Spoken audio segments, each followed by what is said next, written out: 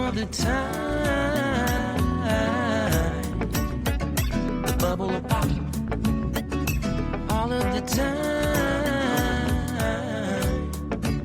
That star goes on.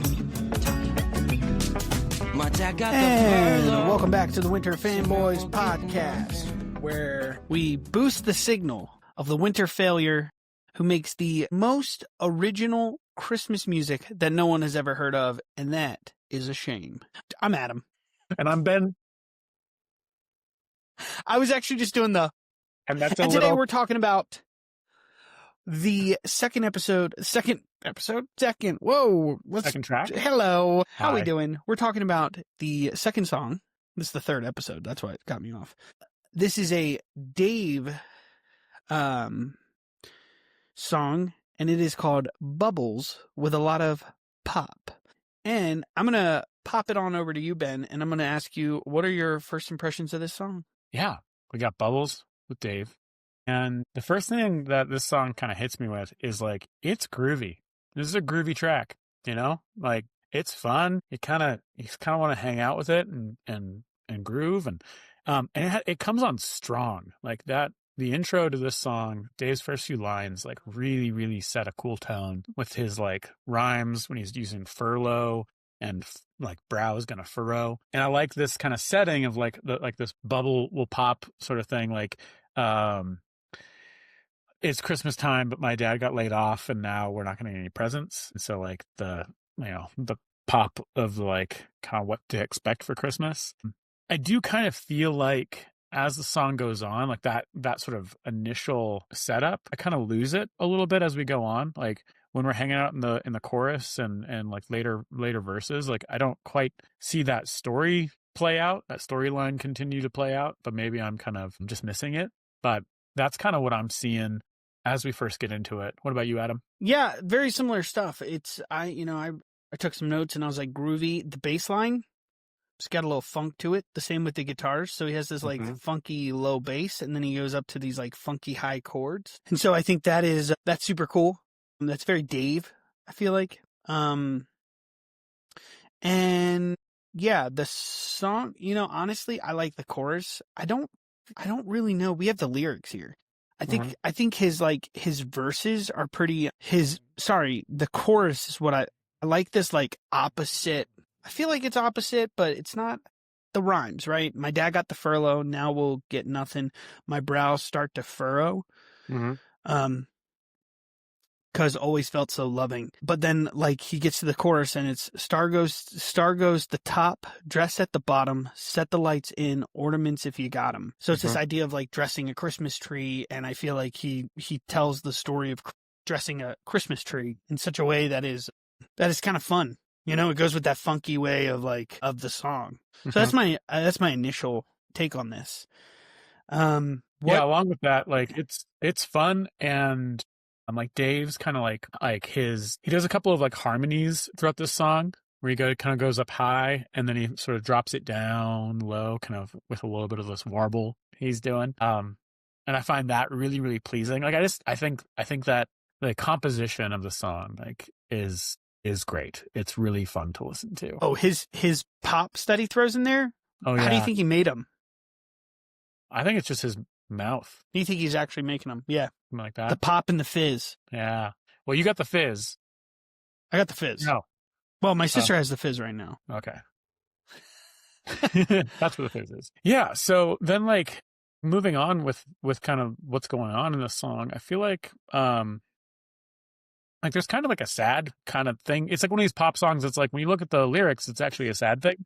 It's like Lady Gaga being like, just dance. And you're like, oh, this woman is having sort of an emotional breakdown, but just dance. It'll be okay. There's a little bit of that kind of going on as you read the lyrics, that the like fun grooviness of the song is in contrast to kind of that vibes. Yeah. I find I don't connect a whole lot with it as it goes. Like I have a good time with it though.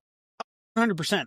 This song doesn't feel, lyrically, I have a hard time connecting to it. However, musically, I think it's a fun song. I think it's a fun grooving song to listen to. And that actually I feel like that's interesting. It takes precedent over the lyrics. Totally. Like it feels like a Christmas pop song. Yes. Yep. Yeah. And I don't know if necessarily, knowing Dave, it's probably just that's probably how he wrote it. He was like, this isn't playing around with it.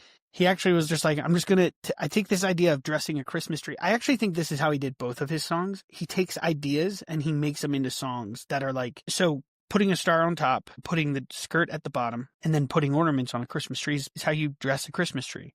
His next song, Nativity, I feel like he just took another creative way to tell the Jesus's birth story. So I think he's just taking these like creative liberties of like, this isn't a story, right? But he made it into a story of how to dress a Christmas tree and make it funky with this music. Mm-hmm.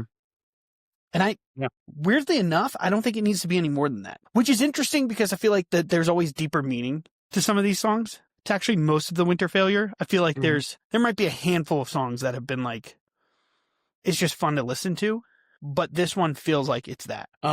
I wonder. I feel you on that. I think my brain is already kind of churning at trying to find what deeper is going on here. I'm like, what is our overarching theme going to be? And often we talk about like our themes being like time and recollection, and we talk about like this being like thinking of Christmases past and thinking of Christmases in the future, and like that kind of stuff tends to pop up as thematic choices throughout the Winter Failure. And so in this one we do have like we have a little bit of disappointment, I guess, from like this Christmas not being the same as the Christmases that have come before, because our dad doesn't have a job, and so we're not going to get as many presents. I do want to read that just aloud the second verse, because that's the one I feel like the first verse I really hear, because it's got that kind of like powerful start. But that second verse I have a harder time tracking. And so it's,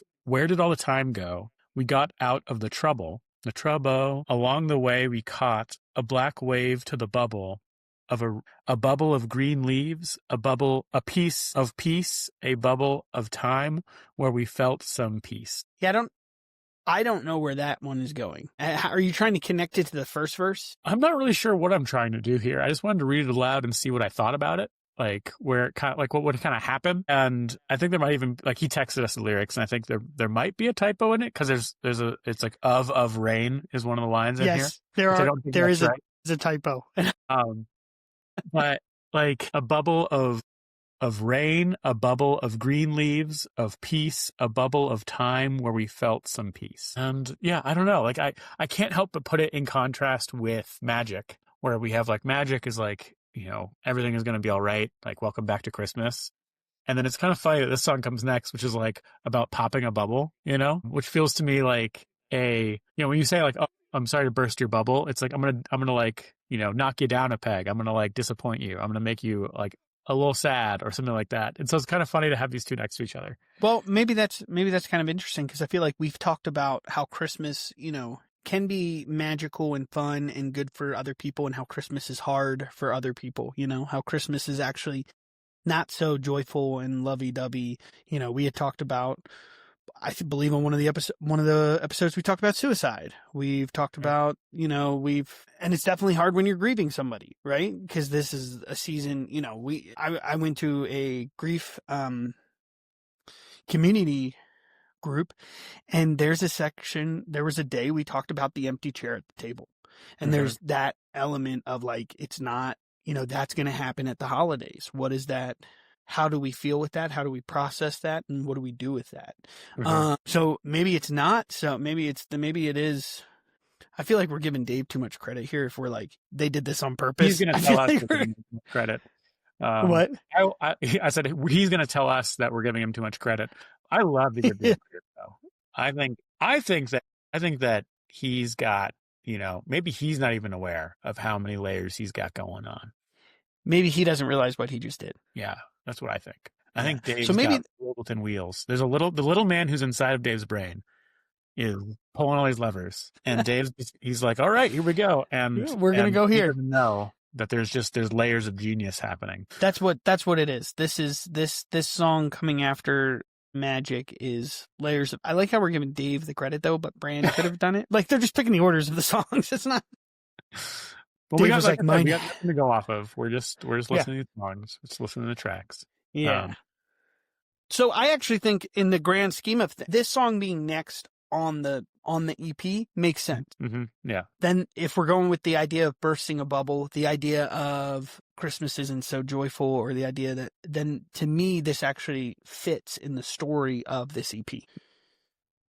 As opposed to if you just pulled it out by itself. We're kind of like, we're hitting you with this sort of like, we're bursting your bubble, but we're doing it in a fun, groovy way. We're keeping the energy high, you know, which is a really real thing, you know, when you like, things are not great, but I'm going to put on an act, and I'm going to like engage, and I'm going to be goofy and all these things while I'm struggling with this or whatever it is. Like that's something that we do. Yep.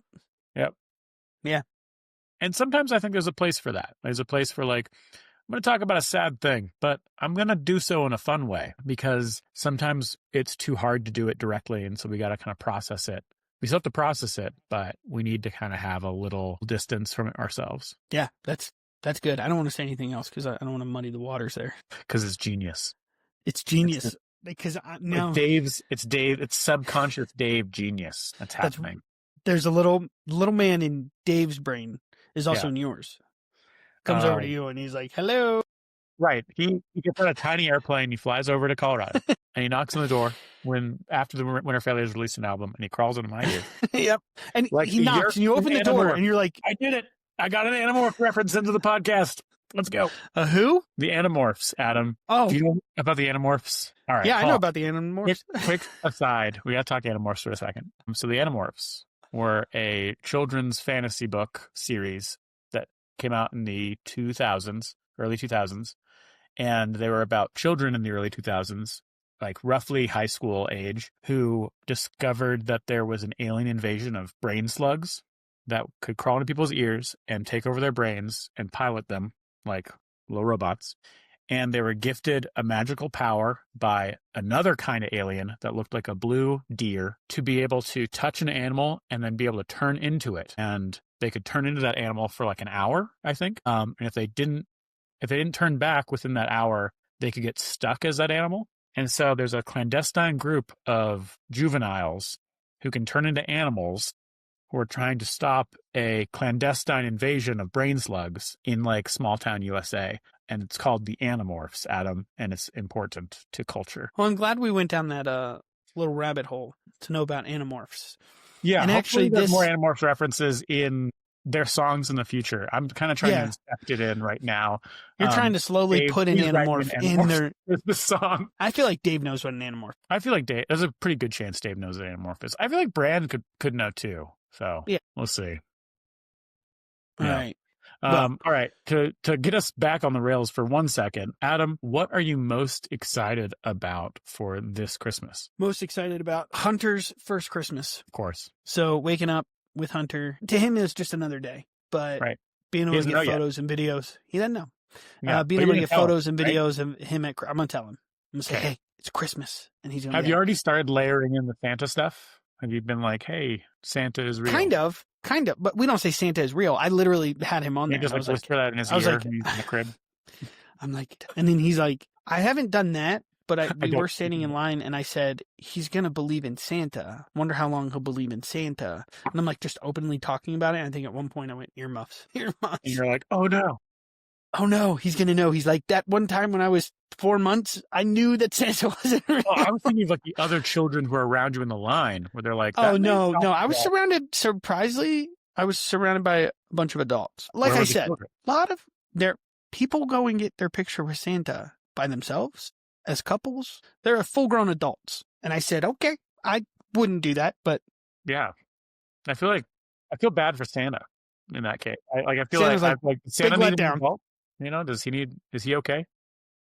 I mean, I also kind of feel bad when you not bad, but when you show up with like a 4-month-old, it's not like Santa's like, oh, talking to him. He's like, it's first Christmas, saying all this stuff. And then I'm like, he's not going to talk back to you. You know that, right? He's kind of surprised. He's not going to say like, they don't know that, Adam. He's Santa's unaware. I have to tell him. Yeah. I have to be like, hey. Why is this small child not saying anything? Your son is broken. He just gurgles. He hasn't said a single thing to me about Socrates yet. There's something wrong with your boy.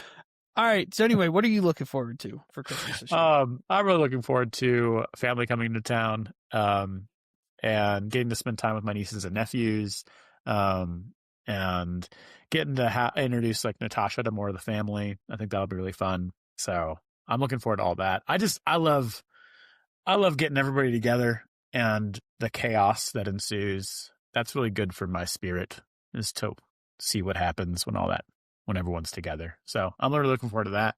Yeah. So hopefully my bubble doesn't pop in regards to that. No bubble. That's right. All right. Well, with that being said, I'm Adam. I'm Ben, and stay frosty, my friends. Yeah. I got the furlough, so now we'll get nothing. My brow started to furrow, 'cause it always felt so loving. Till the bubble of light, snow goes, and the bubble of good weather's gone. That star goes on top, dress on the bottom, set the lights and ornaments if you've